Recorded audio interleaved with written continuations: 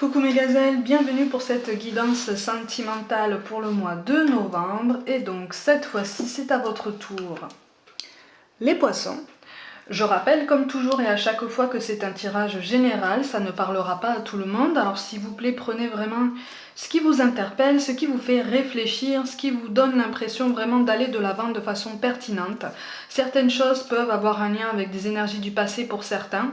Peut-être que c'est passé et que c'est encapsulé, peut-être que pour d'autres, quelque chose du passé va refaire surface où il faut réfléchir à quelque chose, aux conséquences d'une décision passée. Pour certaines choses, ça risque de ne pas vous parler forcément tout de suite, gardez-le dans un coin de votre tête. Ça vous parlera peut-être un peu plus tard. Ceci étant dit, on va regarder les énergies dominantes pour certains d'entre vous. Bon, dans le domaine sentimental, on ne sait plus trop où on en est là. On est un peu déstabilisé. J'ai l'impression qu'on est déstabilisé par un changement soudain. Il y a quelque chose qui est appelé à changer. Alors soit c'est un changement qui a déjà eu lieu, soit c'est quelque chose qui demande à être changé et pour lequel on met du temps à se décider parce que ça fait peur, parce que ça demande beaucoup de concessions et nous on ne les voit pas forcément comme des concessions, on les voit plus comme des sacrifices même pour certains. Pour d'autres il est question d'une famille à prendre en compte, ou en tout cas d'enfants à prendre en compte. Donc on ne pense pas qu'à soi, on prend aussi en compte le bien-être des personnes qui sont sous notre responsabilité et donc du coup on ne sait plus trop où on en est là. On est un peu déstabilisé, on est un peu retourné parce qu'on ne sait pas trop comment gérer tout ça. Au niveau de l'équilibre et des repères, on a l'impression d'avoir tout perdu, sauf qu'en fait on est en train de vous dire tes repères sont là, hein. Tes repères ils sont là, tes repères tout du moins tu es capable, tu as tous les outils en toi pour les remettre en place, pour les remettre au goût du jour, pour les appliquer à chaque jour, au rythme que tu veux et comme tu veux. Seulement, pour beaucoup, c'est le contexte qui a changé, ou qui demande à être changé et pour lequel on émet quand même une très très grande hésitation. Voilà, c'est ça. C'est une hésitation. C'est une hésitation parce qu'on n'est pas sûr de trouver son équilibre à l'issue de ce changement.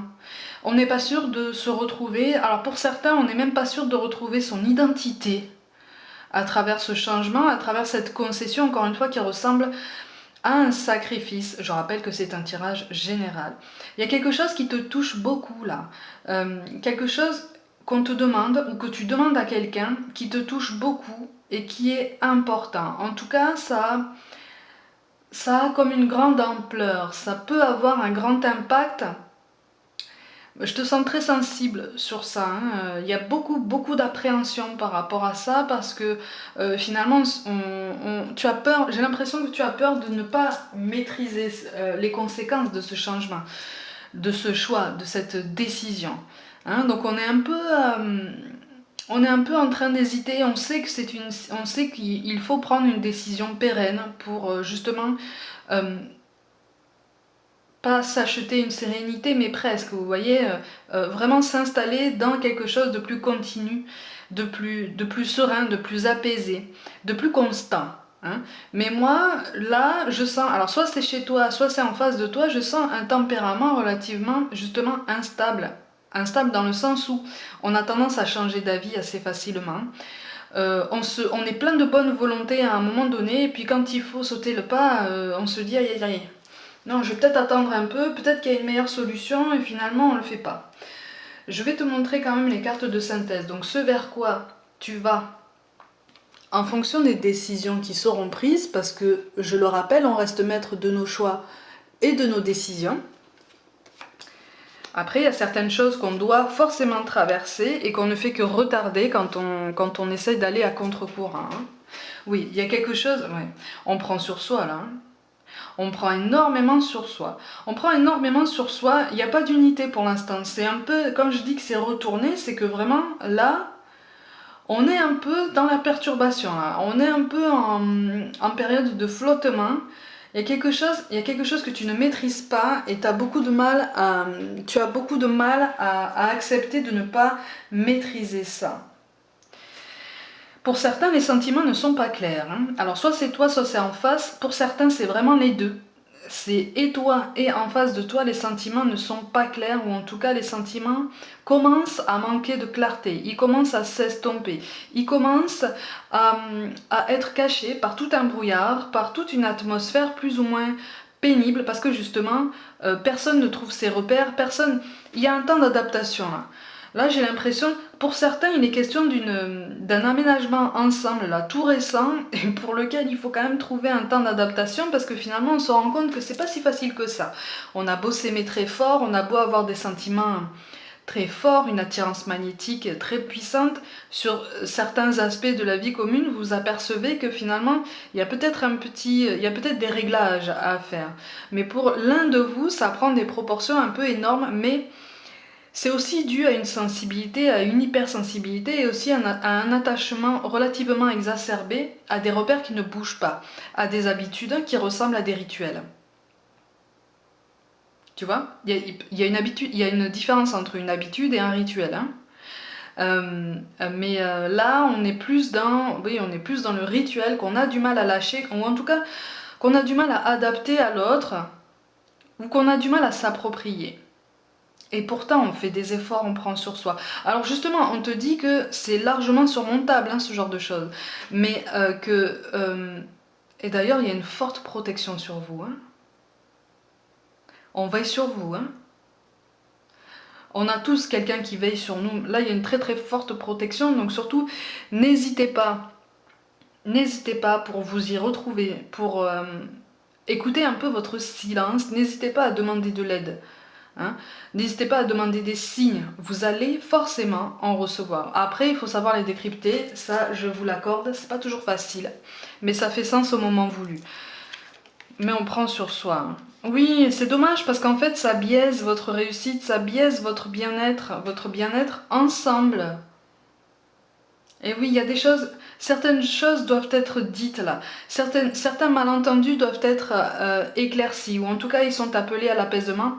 Parce que c'est largement surmontable. Il ne sert à rien de contenir tout ça. Il ne sert à rien de prendre autant sur toi, pour toi comme pour la personne en face de toi, parce que ça va créer une atmosphère encore plus lourde et finalement ça va gâcher quelque chose de très joli. Quelque chose qui a quand même un fort potentiel. Mais effectivement, c'est comme si vous aviez tous les deux besoin de mûrir encore un peu vos décisions, de mûrir encore un peu votre tempérament au quotidien, au contact permanent, votre façon de voir les choses, votre façon d'évoluer. Vous êtes parfaitement capable d'évoluer ensemble, vous êtes parfaitement capable, en tout cas la situation dans ce tirage-là se présente bien. Hein. Il y a des ajustements à faire, effectivement, il y a des accords à passer, mais ce sont des accords, ce sont vraiment des compromis. Si tu le sens comme un sacrifice, n'hésite pas à le dire, n'hésite pas à expliquer pourquoi. En face de toi, on n'est pas spécialement fermé. Hein. Dans ce tirage-là, en face de toi, on n'est pas spécialement fermé. Tu vois? Donc, on t'appelle vraiment. Eh oui, eh oui. Bon, il y a des choses qui peuvent être réglées. Il y a des désaccords, honnêtement, il y a des désaccords qui peuvent être réglés ici, avec un peu plus de constance, avec un petit peu plus de courage dans les décisions, avec un peu plus de discipline dans la régularité. À partir du moment où vous prenez une décision en commun, essayez de vous y tenir un petit peu plus longtemps, vraiment, d'arrondir un peu les angles, de durer un peu plus longtemps parce que ça va vous aider aussi à avancer, ça va vous aider aussi à vous renforcer, à renforcer vos fondations individuelles et puis aussi à renforcer vos fondations en commun. Encore une fois, il y a quelque chose de très joli qui ressort de ce tirage-là, mais pour moi, là, on est sur quelque chose de très récent. De très récent sur lequel, pour l'instant, on ne sait pas trop sur quel pied danser parce que il y a des ajustements à faire et finalement on ne s'attendait pas tellement à ça, ou on ne s'attendait pas à ce type d'ajustement ou à une telle puissance, mais en fait il suffit juste de prendre un peu de recul. C'est parce que là vous êtes focus sur les choses qui ne vont pas à votre sens, les choses qu'il faut ajuster. Ça prend des proportions un peu démesurées parce que vous restez focalisé dessus. Essayez de prendre un petit peu de hauteur autant que possible, parce que vous apercevrez qu'en fait ça n'a pas tant d'incidence que ça, sur le long terme. Hein.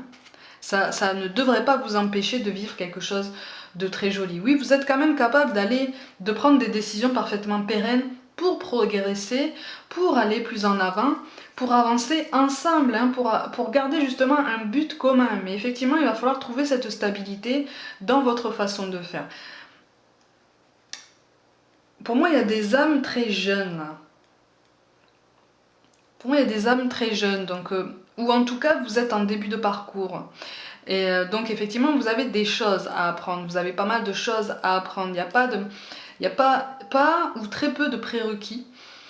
Mais quand je dis prérequis, je parle de prérequis subtils, hein, de quelque chose que vous pouvez ressentir, que vous pouvez faire sans forcément expliquer pourquoi, ni de pourquoi vous faites ça de cette façon, mais c'est la bonne façon. Vous voyez, là on est sur deux âmes assez jeunes. Là. Mais surtout, on vous dit attention, ne restez pas sur ce brouillard, ne restez pas sur cette ambiance pesante, parce que ça peut gâcher quelque chose de très joli. Ça peut gâcher quelque chose de très joli. Mais effectivement, on vous appelle à beaucoup de constance. On vous appelle aussi... Ah. Ouais, on vous appelle aussi à discuter pour écouter et non pas pour réagir. On vous appelle à discuter pour comprendre l'autre, se faire comprendre et non pas pour réagir face à ce qu'on entend. C'est pas forcément facile, c'est un réflexe tout à fait humain. Hein. On a tous ce réflexe. Mais on te demande autant que possible, aussi souvent que possible, de te rappeler, de faire cet effort. Parce qu'il y a des décisions spontanées là qui ne sont pas abouties et qui n'aboutissent à rien de bon. Il y a des décisions spontanées là qui sont prises un petit peu sous le coup de la colère ou de la vexation. Et juste pour montrer à l'autre qu'on a raison, ou juste pour montrer à l'autre qu'on est capable de le faire. Mais finalement, à quoi ça t'amène? À quoi ça vous amène tous les deux? Est-ce que ça vous fait grandir? Est-ce que ça vous fait discuter de façon plus pertinente? Est-ce que ça vous fait trouver une solution sur le long terme? Vous voyez, c'est sur ça qu'on vous demande de réfléchir. Vous voyez, c'est sur ça. Parce que là, sinon, ouais. Sinon, on va être dans un rapport déséquilibré, on va être comme dans un rapport de force pour lequel la force va passer de l'un à l'autre. Vous voyez? C'est pas équilibré, c'est pas sain, on manque d'écoute là. Hein. On manque d'écoute, on manque d'empathie, on manque de patience aussi. Après, vu le contexte, c'est tout à fait normal. Hein. Encore une fois, tout ce que je dis, ce ne sont pas des jugements, ce sont des messages que je transmets. Hein. Prends vraiment ce qui t'interpelle.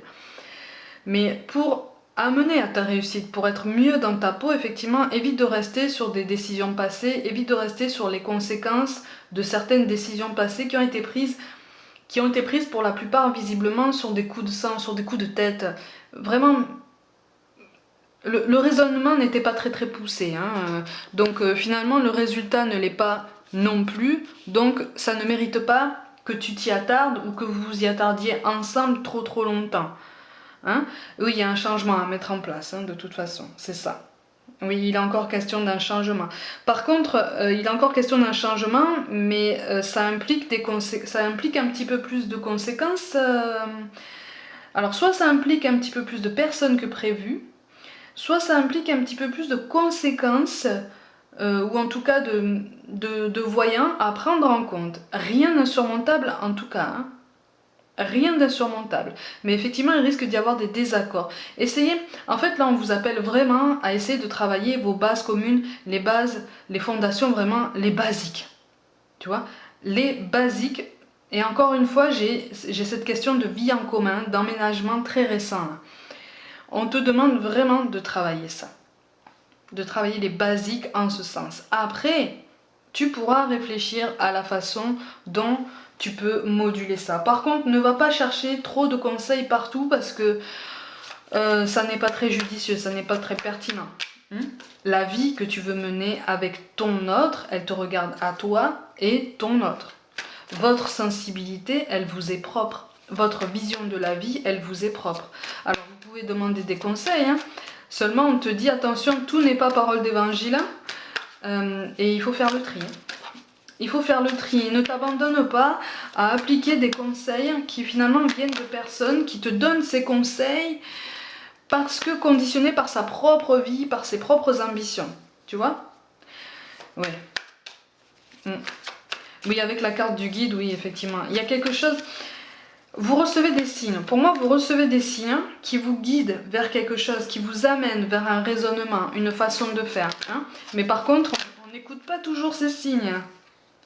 On n'écoute pas toujours ces signes. Du coup, voilà, effectivement, ça demande une introspection.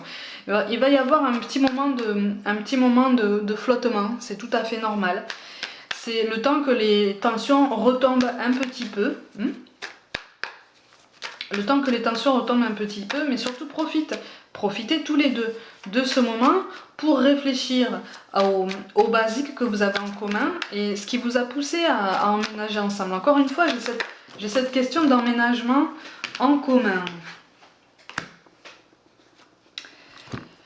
Et oui, et oui. Et donc, il va y avoir un désaccord. Surtout, pondérez vos propos parce qu'il est tout à fait possible de s'adapter. Faites preuve de douceur, ça va prendre du temps, mais je vous mets toutes les cartes qui sont tombées. Hein. Mais vous allez vers la réussite. C'est bien. Vous allez vers la réussite, ça c'est bien. Ça c'est positif. Bon, par contre, ça va prendre du temps, ça va demander des modulations, ça va demander de la patience. Et puis, ça va demander cette introspection. C'est pour ça que vous avez la carte de l'intuition qui est tombée. C'est parce que vous avez une introspection à mener, vous avez une maturité à mettre en place. Vous voyez, une maturation des idées. Mais vous êtes sur le point de commencer un cycle nouveau. Mais il faut que les désaccords soient mis sur la table en bonne intelligence. Hein. Il faut que vous trouviez, on vous appelle à trouver des solutions. Les solutions, vous les avez. Et un accord est possible. Hein. Encore une fois, il y a quelque chose de très joli qui peut s'amorcer ici. Hein.